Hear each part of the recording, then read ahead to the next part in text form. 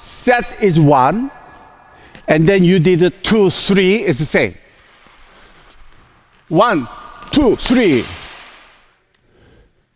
1, 2, 3.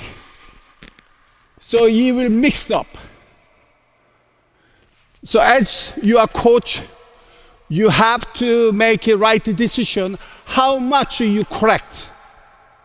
It has to be balanced.